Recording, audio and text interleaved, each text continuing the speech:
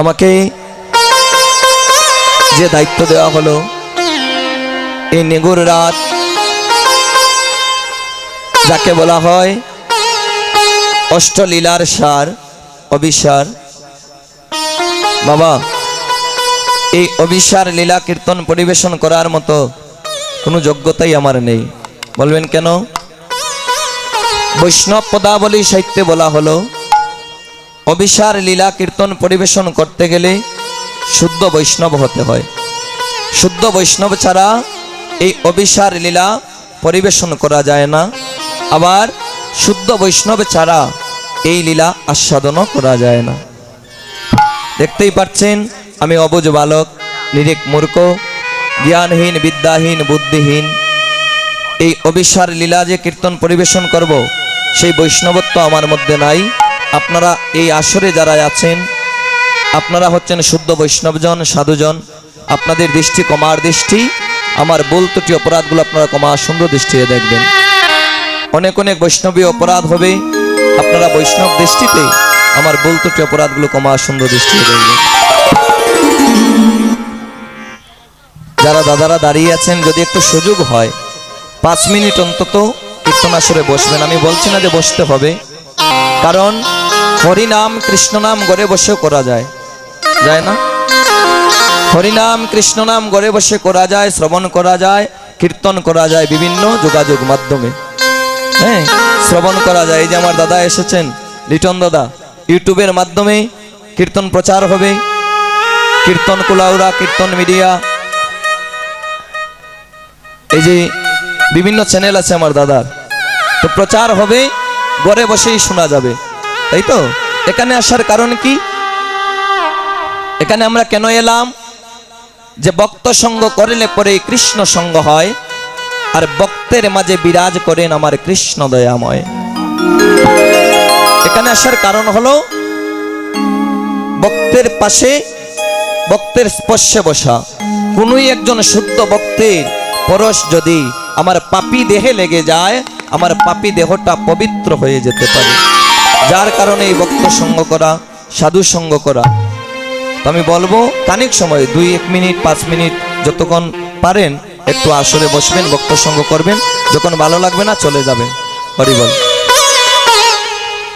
তো অবিসার 4টা অক্ষর দ্বারা একটা বর্ণ। অখণ্ডমণ্ডলাশ্চৈব বিষম প্রেম উদ্ভব সাকারং সংসার সাদৃশ্যং রকারং রমণং ভবেত। 4টা অক্ষর দ্বারা একটা বর্ণ।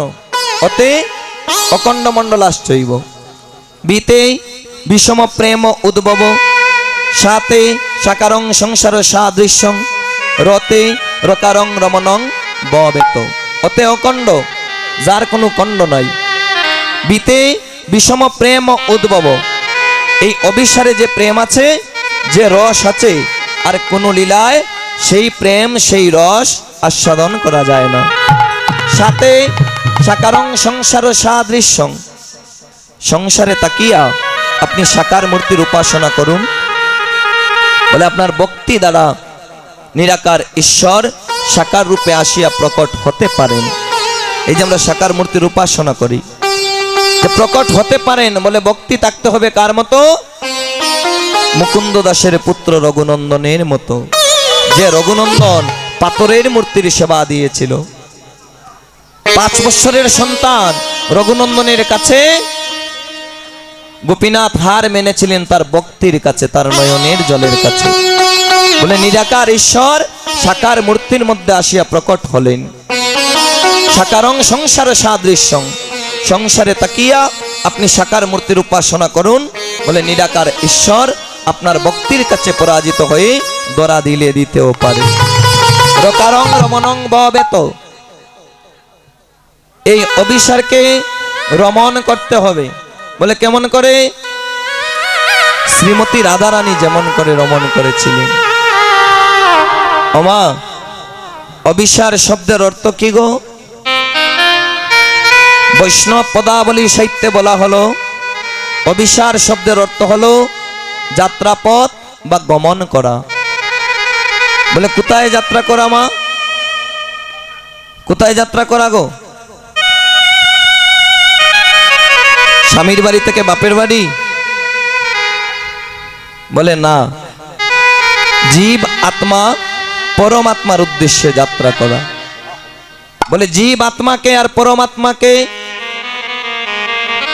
জীব আত্মা হচ্ছেন শ্রীমতী রাধারানী, পরমাত্মা হচ্ছেন অনাদির আদি গোবিন্দ সর্বকারণের কারণ যিনি। জীবাত্মা পরমাত্মার মিলন সংকেতকে অভিসার বোঝায়। বলে ভক্তের ভক্তি যখন ঊর্ধ্বগামী হবে, ভগবানের করুণা হবে নিম্নগামী। নিম্নগামী করুণা আর ঊর্ধ্বগামী ভক্তি যুক্ত হয়ে যখন এক হবে, তখনই ভক্ত ভগবানের মিলন ঘটে। হরি বল। ভক্ত ভগবানের মিলন যাকে বলা হয় অভিসার, জীবাত্মা পরমাত্মার মিলন। বলে আজকে আপনারা এখানে যে আসরে বসে আছেন, আপনারা হচ্ছেন জীবাত্মা স্বরূপ, পরমাত্মা হচ্ছেন আমার অনাদির আদি গোবিন্দ। বলে রাধারানী শুধু কি একা অভিসার করেছেন? বলে জীবকে শিক্ষা দেবার জন্য। এই অভিসার শুধু রাধারানীর জন্য একা নয়, রাধারানী নিগুড় রাতে করেছেন অভিসার। অন্ধকার রাত, বংশীর ধ্বনি শুনিয়া অভিসারের সাজে সজ্জিত হলেন। বলে সংকেত শুনিয়া রাধারানী অভিসারের সাজে সজ্জিত হলেন। আমাদের মানব জীবনেও সংকেত আসবে বাবা। বেলি অবসান, বেলা নাই। এই মানব জীবনে সংকেত আসবে। যখন সংকেত আসবে, রাধারানী তো সাজার সুযোগ পেয়েছিল, বলে কলি জীবে সাজার সময়ে নাই। যখন সংকেত আসবে, যখন ডাক দেবেন, চলে যেতে হবে কোথায়? বলে পরম পিতার সন্ধানে, যেখান থেকে বিদায় নিয়ে এসেছিলাম তার সন্ধানে চলে যাওয়া। যার ভক্তি যেমন হবে, ভগবানের চরণ তেমনই পাবে। যার ভক্তি যেমন। অবিশ্বরীর পূর্বাভাস, গৌর রূপ অনুরাগ। বলে রূপ অনুরাগ বলতে আমরা কি বুঝি মা? অবিশ্বরের দুইটা খণ্ড আছে বাবা, গৌরচন্দ্রিকা, বৃন্দাবন লীলা। রূপ অনুরাগ বলতে আমরা কি বুঝি? রূপ দেখে অনুরাগের সৃষ্টি। আপনি হাটে গেলেন, অতীব সুন্দর একজন মানুষ দেখিয়া যখন আপনি বাড়িতে ফিরে এলেন, বারবার তার কথা আপনার হৃদয়ে জাগ্রত হচ্ছে। সেই মানুষটাকে যদি আমি আবার দেখতে পেতাম, এই যে দেখার একটা অনুরাগ, এটাকেই রূপ অনুরাগ বলা হয়। তবে আজকে কার রূপ অনুরাগ? এই জড় জগতে কোনো মানুষের রূপ অনুরাগ? বলে না। আজকে রূপ অনুরাগ অনন্ত কোটি বিশ্ব ব্রহ্মাণ্ডের পিতা আমার শ্রী হরির রূপ অনুরাগ। মধুময়ে শ্রীরামে নবদ্বীপে বল্লভাচার্যের কুমারী কন্যা বিষ্ণুপ্রিয়া সুরধনী গঙ্গায় জল ভরতে গিয়ে অভিনব নতুনের রূপে দর্শনে করে নদীয়ার নাগরী কাঙ্কের কলসি সুরধনী গঙ্গার জলে ভাসিয়ে দিয়ে আজ শূন্য হস্তে গৃহে প্রত্যাবর্তন করছে। অর্ধ রাস্তায় আরেকজন নাগরী, যার নাম ছিল কাঞ্চনা। কাঞ্চনা বলে বিষ্ণুপ্রিয়া, সুরধনী গঙ্গার ঘাটে যাবার বেলা তোরে কাঙ্কে ছিল কলসি, মুখে ছিল মৃদু হাসি। এখন তোর কাঙ্কের কলসিও নাই, মুখের মৃদু হাসিও নাই, কি হয়েছে তোর? বিষ্ণুপ্রিয়া নয়নের জল ছেড়ে দিয়ে বলে, নাগরী রে, সুরধনী গঙ্গার জলে যাবার বেলা কাঙ্কে ছিল আমার কলসিটি, যখনই আমি সুরধনী গঙ্গার জলে ঢেউ দিলাম, গৌরী রূপের ছায়াখানি দর্শনে করে কাঙ্কের কলসি আর রাখতে পারি নাই। কাঙ্কের কলসি সুরধনী গঙ্গার জলে ভাসিয়ে দিয়ে, একটা কলসি ভাসিয়ে দিয়ে আমি দুইটা কলসি পরিপূর্ণ করে এবার গৃহে ফিরতেছি। বলে এই দুই কলসি কি? বলে নাগরী রে, বলে নয়ন কলসী বরে এলা আমি নয়নে কলসি আমি ভরে এলাম। নাগরী নয়ন কলসী আমি বরে এলা নয়ন কলসি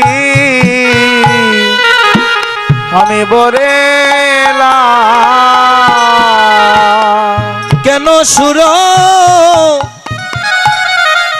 সুরদনি গেলাম নাগরী নয়ন কলসী আমি বরে এলাম। ওই আমি কেন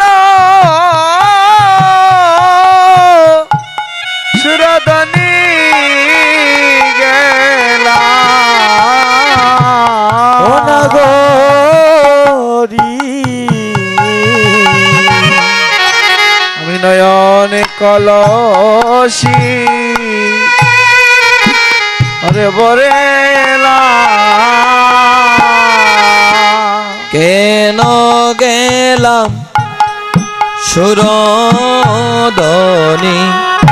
ঘাটে নাগরী গো আমি কেন গেলাম সুরদনির ঘাটে।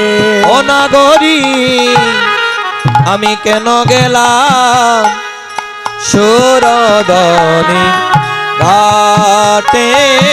নাগরী কেন গেলাম সুরদনি ঘাটে। এই নাগরী কি হয়েছে সুরদনির ঘাটে গিয়ে আমাকে খুলে বল।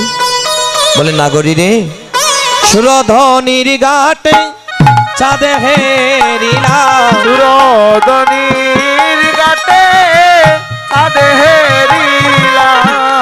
সুরধনির ঘাটে চাঁদে হেরিলাম। সুরদনির ঘাটে চাঁদে হেরিলাম।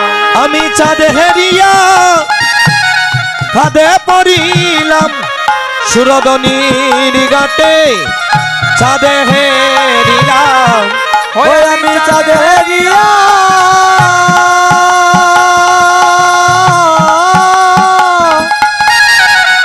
বাদে পড়িলাম গো সুরদনির ঘাটে কেন বা গেলাম। আমি চাঁদে হেরিয়া ফাঁদে পড়িলাম। সুরধনির ঘাটে চাঁদে হেরিলাম। ওই আমি চাঁদ দেখিয়া ফাঁদে পড়িলাম। রে সুরধনির ঘাটে চাঁদে হেরিলাম। চাঁদে হেরিয়া ফাঁদে পড়িলাম। সুরদনির ঘাটে চাঁদে দেখিলাম।